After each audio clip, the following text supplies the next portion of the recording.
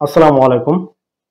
Building করতে কি কি ড্রয়িং করতে হয় তার পার্ট 3 তে আপনাদের সকলকে স্বাগতম। বিল্ডিং করতে সাধারণত 5 ধরনের ড্রয়িং করতে হয়। Architectural drawing, structural drawing, electrical drawing, plumbing drawing এবং পৌরশিট বা রাজুক শীট। এর মধ্যে পার্ট 1 এবং পার্ট 2 তে আমি ধারাবাহিকভাবে বর্ণনা করেছি আর্কিটেকচারাল ড্রয়িং এবং স্ট্রাকচারাল ড্রয়িং এর মধ্যে কি কি ড্রয়িং করতে হয় সেটা নিয়ে বিস্তারিত আলোচনা করেছি। আর আজকের পার্ট 3 তে আমি আলোচনা করব ইলেকট্রিক্যাল, প্লাম্বিং এবং রাজুক বা পৌরশিটের মধ্যে কি কি ড্রয়িং করতে হয় সেটা নিয়ে বিস্তারিত আলোচনা করব। তাহলে চলুন শুরু করা যাক। প্রথমে ইলেকট্রিক্যাল ড্রয়িং এর মধ্যে কি কি ড্রয়িং করতে হবে সেটা নিয়ে আলোচনা করি। প্রথমে হচ্ছে ইলেকট্রিক্যাল ফিক্সার লেআউট, অর্থাৎ ইলেকট্রিক্যাল যে সামগ্রীগুলো রয়েছে যেমন ফ্যান, সুইচ, সকেট, এরপর রয়েছে লাইট, এগুলো কোথায় কোথায় বসবে বিল্ডিং এর সেটা নিয়ে একটা লেআউট ড্রয়িং করবেন। এটাই হচ্ছে ইলেকট্রিক্যাল ফিক্সার লেআউট।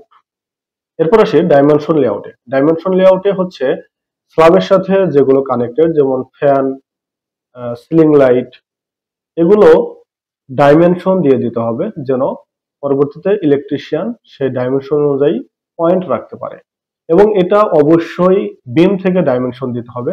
এর কারণ হচ্ছে ছাদ ঢালাইয়ের আগে তো এই ওয়াল করা হয় না, শুধুমাত্র বিম থাকে, সেই বিম থেকেই ডাইমেনশন দিলে ইলেকট্রিশিয়ান সেটা নিয়ে কাজ করতে পারবে।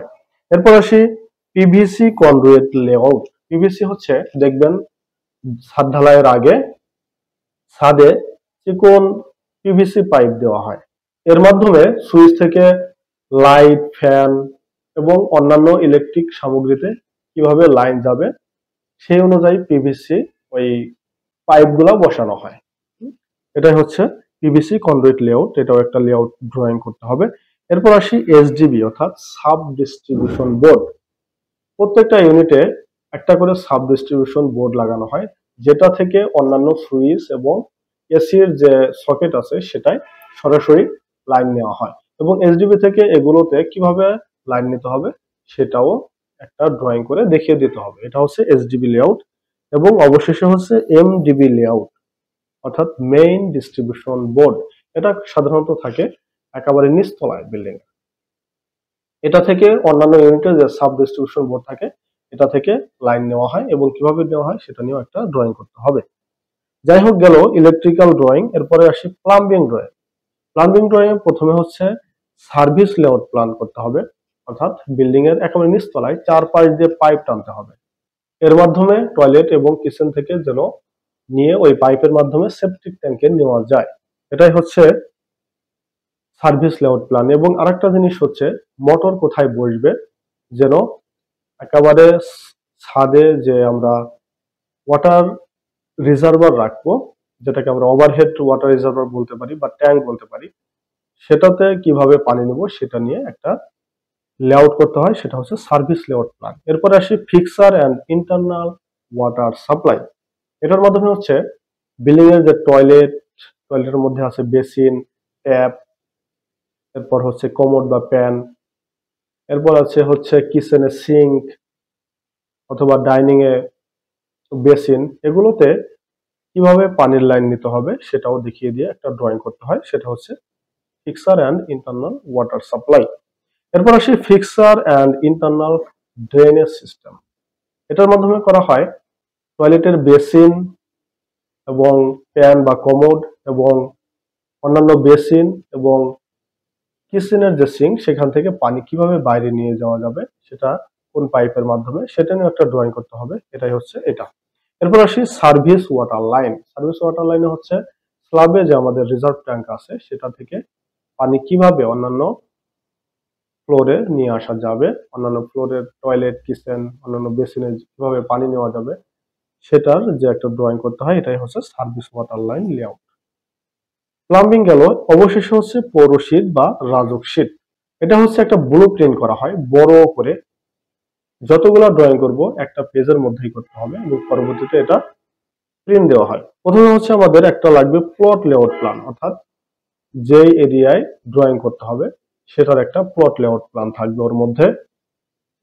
এরপর থাকবে হচ্ছে ফ্লোর প্ল্যান উইথ সেটব্যাক, অর্থাৎ পৌরসভার নিয়ম অনুযায়ী বিল্ডিং এর সামনে পিছনে এবং দুই সাইডে কিছু অংশ ফাঁকা রেখে ড্রয়িং করতে হয়, প্ল্যান করতে হয় এবং সেটা ঠিকঠাক রেখে ড্রয়িং করতে হবে। সেটা হচ্ছে ফ্লোর প্ল্যান উইথ সেটব্যাক। এরপর অবশ্যই এলিভেশন লাগবে, অর্থাৎ সামনে থেকে কিরকম দেখা যাবে বিল্ডিং করলে সেটা একটা 2D এলিভেশন। একটা সেকশন সিঁড়ি